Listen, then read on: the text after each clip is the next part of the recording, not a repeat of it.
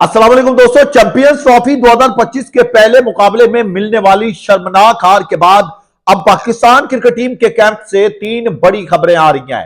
पहली बड़ी खबर कि तीन नाकाम खिलाड़ियों को अगले मैच से बाहर किया गया है। ये तीन खिलाड़ी इंडिया के खिलाफ होने वाले सबसे बड़े मुकाबले में पाकिस्तान की प्लेइंग 11 का हिस्सा नहीं होंगे। ये कौन से तीन खिलाड़ी हैं और इनकी जगह कौन से खिलाड़ियों को शामिल किया जाएगा जो कि इस वक्त बेंच के ऊपर बैठे हैं, इसके हवाले से मुकम्मल तफसील आपके साथ शेयर करेंगे। इसके बाद दूसरी बड़ी खबर कि फखर जमान क्या चैंपियंस ट्रॉफी से बाहर हो चुके हैं?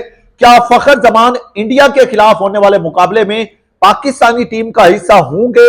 इसके हवाले से एक बड़ी अपडेट आ रही है, यह भी आपके साथ शेयर करेंगे और वीडियो के आखिर में आपको बताएंगे कि अब यहां से पाकिस्तानी टीम चैंपियंस ट्रॉफी 2025 के सेमीफाइनल के लिए कैसे क्वालिफाई कर सकती है। अब पाकिस्तान को आगे क्या करना होगा, इसके हवाले से भी तफसील से बात करेंगे। लेकिन आगे बढ़ने से पहले आपसे रिक्वेस्ट है कि आपने वीडियो को एंड तक देखना है और चैनल को सब्सक्राइब करना है। दोस्तों, सबसे पहले मैं आपके सामने आज का सवाल रख देता हूं, जिसका जवाब आपने कमेंट बॉक्स में हमारे साथ शेयर करना है।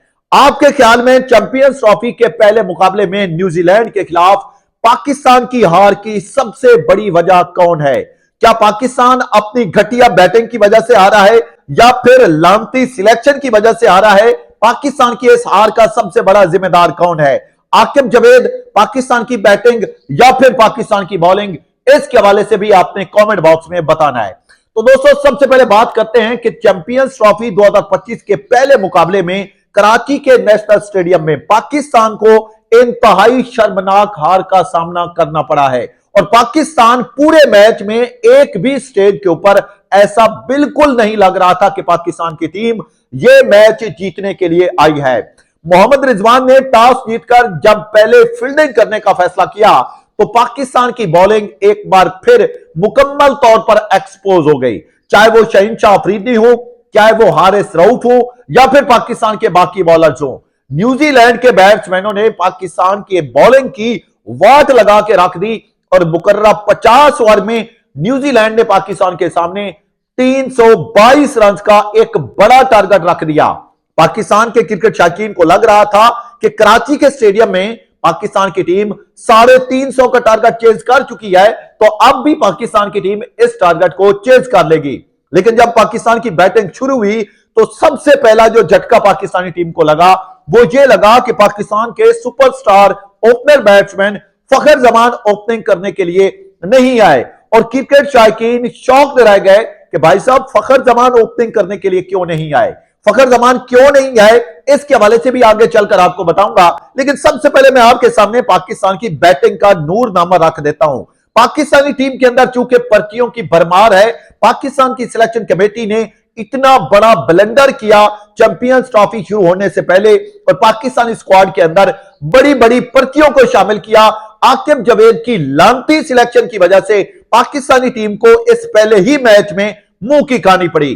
पाकिस्तान की बैटिंग की बात करें तो सऊद शकील, जिस बंदे का बिल्कुल तुक नहीं बनता पाकिस्तानी टीम के अंदर रहना, एक बड़ी पर्ची है। सऊद शकील की कोई परफॉर्मेंस नहीं है, उसको ओपनिंग के लिए भेजा गया लेकिन नाकाम हो गए। 19 बालों का सामना किया, सिर्फ 10 रन बनाए और पवेलियन वापस लौट गए। लेकिन जो सबसे बड़ा सवाल है वो बाबर आजम के ऊपर है। भाई साहब, बाबर आजम मुकम्मल तौर पर फ्लॉप हो गए हैं और अब बाबर आजम के बस की बात नहीं है ओडीआई क्रिकेट खेलना।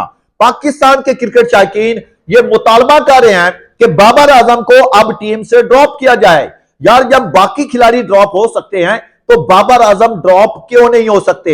ओडीआई क्रिकेट को टेस्ट बनाकर यह बंदा खेलता है। इस पहले मैच में बाबर आजम ने इंतहा की गंदी बैटिंग की है, इतनी ज्यादा डॉट बॉल्स खेली हैं कि बाबर आजम की बैटिंग को देखकर पाकिस्तानी क्रिकेट शौकीन सर पकड़ के बैठ गए कि क्या यह वही बाबर आजम है जिसके नाम इतने बड़े बड़े रिकॉर्ड्स हैं? क्या यह वही बाबर आजम है जिसका नाम पूरी दुनिया के अंदर किंग के नाम से जाना जाता है?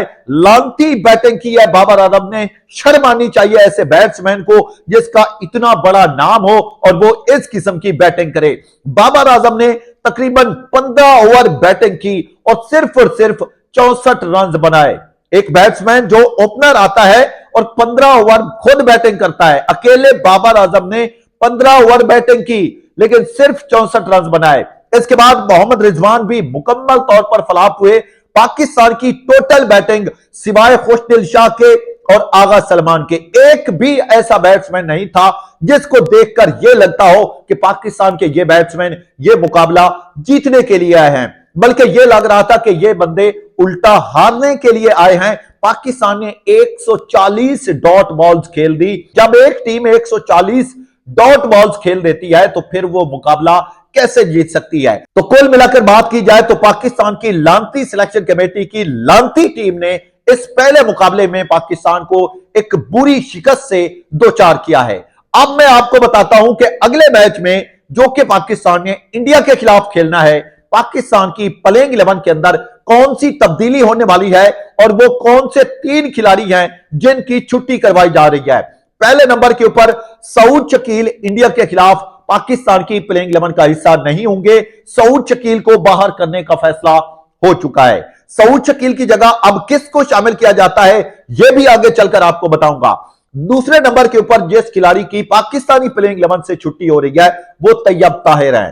तैयब ताहिर भी इंडिया के खिलाफ नहीं खेलेंगे। तैयब ताहिर को भी बहुत मौके मिले लेकिन इस मैच में तैयब ताहिर ने भी एक गैर जिम्मेदाराना शॉट खेलकर अपनी विकेट गंवा दी। तो तैयब ताहिर भी इंडिया के खिलाफ पाकिस्तान की प्लेइंग 11 का हिस्सा नहीं होंगे। तीसरे नंबर के ऊपर हारिस रऊफ के ऊपर भी सवालात खड़े हैं। इंतहाई पैथेटिक किस्म की बॉलिंग की है, 80 रन खा लिए, सिर्फ एक खिलाड़ी को आउट किया, तो हारिस रऊफ के ऊपर भी सवालिया निशान है। तो दोस्तों इंडिया के खिलाफ पाकिस्तान की प्लेइंग 11 के अंदर ये बड़ी तब्दीलियां हो सकती हैं, लेकिन जो सबसे बड़ा लॉस है, जो सबसे बड़ा नुकसान है पाकिस्तानी टीम का, वो फखर जमान है। फखर जमान अनफिट हो गए। इस पहले मुकाबले की तीसरी बॉल के ऊपर फील्डिंग करते हुए फखर जमान गिरे, जिसके बाद फखर जमान को कमर में पेन हुई। जब बैटिंग करने के लिए आए तब भी साफ नजर आ रहा था कि फखर जमान मुकम्मल तौर पर फिट नहीं है। तो अब इंडिया के खिलाफ फखर जमान की शमूलियत के ऊपर भी सवालात खड़े हो चुके हैं। अब मैं आपको बताता हूं कि किन खिलाड़ियों की इंडिया के खिलाफ पाकिस्तान की प्लेइंग 11 के अंदर एंट्री होगी। पहले नंबर के ऊपर तो भाई साहब फखर जमान की शमूलियत के ऊपर एक बड़ा सवाल खड़ा हो चुका है कि फखर जमान इंडिया के खिलाफ खेलेंगे या नहीं खेलेंगे।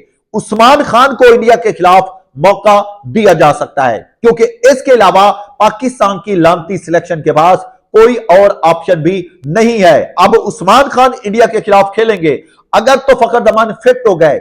जहां तक हमारे पास रिपोर्ट्स आ रही हैं फखर जमान इतनी जल्दी फिट नहीं हो सकते। फखर जमान को एक सीरियस इंजरी हुई है और सैम अयूब के बाद पाकिस्तान को एक और बड़ा धचका जो है वो लग चुका है। अगर तो फखर जमान फिट हो गए तो फिर फखर जमान ओपनिंग करेंगे और यह हो सकता है कि फखर जमान के साथ उस्मान खान से ओपनिंग करवाई जाए और बाबर आजम को नंबर 3 के ऊपर रखा जाए। पहली तब्दीली यह हो गई। दूसरी तब्दीली जो कि नजर आ रही है कि आपके सऊद शकील को बाहर किया जाएगा। फखर जमान फिट हो गए फिर भी उस्मान खान शामिल होंगे। फखर जमान फिट ना हुए फिर भी उस्मान खान शामिल होंगे। इसके बाद अगर बॉलिंग की बात की जाए तो हारिस रऊफ बुरी तरह से पीटे हैं। शहीन शाह अफरीदी मुकम्मल तौर पर नाकाम हुए हैं। आपके अबरार अहमद ने कुछ अच्छी बॉलिंग की है और जिस खिलाड़ी को हम पर्ची कहते थे खुशदिल शाह, जिसके हवाले से हमने लगातार अपने चैनल के ऊपर कहा कि यह सबसे बड़ी पर्ची है, खुशदिल शाह ने 69 रन की एक शानदार इनिंग्स भी खेली और अपने कोटे के ओवर भी करवाए। खुशदिल शाह ने अच्छी बैटिंग भी की है और अच्छी बॉलिंग भी की है। लेकिन जो आपके बड़े नाम हैं, बाबर आजम नाकाम हुए, शहीन अफरीदी नाकाम हुए, मोहम्मद रिजवान नाकाम हुए, हारिस रऊफ नाकाम हुए, बल्कि आपकी आधी से ज्यादा टीम मुकम्मल तौर पर एक्सपोज हुई है। तो अब पाकिस्तान की सिलेक्शन कमेटी के सामने एक बड़ा मसला यह है कि पाकिस्तान के हतमी स्क्वाड के अंदर कोई ऐसा खिलाड़ी ही मौजूद नहीं जिसको रिप्लेस किया जाए, जिसको पाकिस्तान की प्लेइंग 11 के अंदर शामिल किया जाए, क्योंकि आपके सभी बड़े बड़े नाम मुकम्मल तौर पर फ्लॉप हो चुके हैं। तो दोस्तों कुल मिलाकर बात की जाए तो 23 फरवरी को इंडिया और पाकिस्तान के दरमियान चैंपियंस ट्रॉफी का सबसे बड़ा मुकाबला दुबई के मैदान में खेला जाना है। लेकिन उससे पहले पाकिस्तान की सिलेक्शन कमेटी मुकम्मल तौर पर एक्सपोज हो चुकी है और पाकिस्तान को अब यह समझ ही नहीं आ रही कि हमने इंडिया के खिलाफ कौन सी प्लेइंग 11 उतारनी है। पाकिस्तान के फखर जमान इंजरी का शिकार हो गए। बाबर आजम की लानती बैटिंग का सिलसिला जारी है, मुकम्मल तौर पर फेल है। ओडीआई को टेस्ट बनाकर खेलते हैं। मोहम्मद रिजवान ने जनूबी अफ्रीका के खिलाफ ट्राई सीरीज में सेंचुरी जरूर की थी, लेकिन चैंपियंस ट्रॉफी के आगाज में मोहम्मद रिजवान भी मुकम्मल तौर पर फलाप हुए। सऊद शकील की तो बात ही ना करें। इसके अलावा पाकिस्तान की बॉलिंग जो है वो भी एक्सपोज हो चुकी है और पाकिस्तान के बॉलर्स मुकम्मल तौर पर नाकाम हो चुके हैं और पाकिस्तान को अब समझ नहीं आ रही कि हमने अपनी प्लेइंग 11 के अंदर किस खिलाड़ी को रखना है इंडिया के खिलाफ। क्योंकि भाई साहब इंडिया के पास तो 5-5 स्पिन बॉलर हैं, लेकिन आपके पास सिर्फ एक अबरार अहमद हैं। हम चैंपियंस ट्रॉफी शुरू होने से पहले पाकिस्तान की सिलेक्शन कमेटी को बार बार यह कहते रहे कि खुदारा अपने स्क्वाड के अंदर तब्दीली करें, एक और स्पेशलिस्ट स्पिन बॉलर को शामिल करें, सुफियान मुकीम को शामिल कर लें, उसामा मीर को शामिल कर लें, शादाब खान को शामिल कर लें। लेकिन पाकिस्तान की सिलेक्शन कमेटी जो कि घटिया सिलेक्शन कमेटी है, खुद भी ये बंदे सिफारशी भर्ती हुए हैं। इन्होंने पाकिस्तान की क्रिकेट का बेड़ा गर्क करने का ठेका लिया हुआ है और पाकिस्तान के हतमी स्क्वाड के अंदर किसी को शामिल नहीं किया। मोहम्मद आमिर अगर न्यूजीलैंड के खिलाफ इस पहले मैच में पाकिस्तान की प्लेइंग 11 का हिस्सा होते तो न्यूजीलैंड की टीम 321 रन का टारगेट बोर्ड के ऊपर ना लगाती और आपकी बॉलिंग इस तरह बुरी तरह से ना पिटती। तो कुल मिलाकर बात की जाए तो अब इंडिया के खिलाफ पाकिस्तान कौन सी तब्दीली करेगा, वो तब्दीलियां मैंने आपको बता दी हैं। फखर जमान के लिए दुआ करें कि फखर जमान मुकम्मल तौर पर फिट हो जाएं, क्योंकि अगर फखर जमान भी अनफिट हो गए तो फिर पाकिस्तानी टीम का खुदा हाफिज है, अल्लाह हाफिज है पाकिस्तानी टीम का और पाकिस्तानी टीम को फिर चैंपियंस ट्रॉफी से बाहर होने से कोई नहीं रोक सकता। दोस्तों आपने भी कमेंट बॉक्स में बताना है कि इंडिया के खिलाफ पाकिस्तान को किस प्लेइंग 11 के साथ जाना चाहिए और क्या पाकिस्तान की यह टीम इंडिया को शिकस्त दे सकती है, इसके हवाले से भी आपने कमेंट बॉक्स में बताना है। अब वीडियो के आखिर में मैं आपको बताता हूं कि अब यहां से पाकिस्तानी टीम चैंपियंस ट्रॉफी के सेमीफाइनल के लिए कैसे क्वालिफाई कर सकती है, पाकिस्तान को क्या करना होगा। पहली बात तो यह है कि भाई साहब आप पहला मैच हार चुके हैं। न्यूजीलैंड से यह शिकस्त आपको बहुत महंगी पड़ने वाली है, क्योंकि अब आपने अगले दोनों मैचेस जीतने होंगे। अगर 23 फरवरी को पाकिस्तान इंडिया से हार गया तो फिर वहीं पे पाकिस्तान की कहानी खत्म हो जाएगी, फिर पाकिस्तान सेमीफाइनल के लिए क्वालिफाई नहीं कर सकता। पाकिस्तान को अब इंडिया से भी जीतना पड़ेगा और बांग्लादेश से भी जीतना पड़ेगा। ये दोनों मैचेस पाकिस्तान के लिए जीतना जरूरी है अगर सेमीफाइनल का ख्वाब देखना है, अगर सेमीफाइनल के लिए क्वालिफाई करना है। अगर इन दोनों मैचेस में से इंडिया और बांग्लादेश के खिलाफ जो पाकिस्तान के मैचेस हैं, इनमें अगर पाकिस्तान एक मैच के अंदर भी चूक कर गया, एक मैच के अंदर भी हार गया, तो फिर पाकिस्तान की कहानी जो है वो खत्म है और पाकिस्तान की चैंपियंस ट्रॉफी का सफर वहीं पे एंड हो जाएगा। तो दोस्तों कुल मिलाकर बात की जाए तो पहले ही मैच में पाकिस्तान की लानती घटिया सिलेक्शन पूरी तरह से बुरी तरह एक्सपोज हो चुकी है। पाकिस्तानी टीम को न्यूजीलैंड ने चारों खाने चित किया है। आपकी बैटिंग फ्लॉप हुई, आपकी फील्डिंग फ्लॉप हुई, आपकी बॉलिंग फ्लॉप हुई, किसी भी शोबे में नहीं लगा कि पाकिस्तान की टीम चैंपियंस ट्रॉफी के लिए प्रिपेयर होकर आई है। तो दोस्तों ये अब तक की कुछ बड़ी खबरें थी।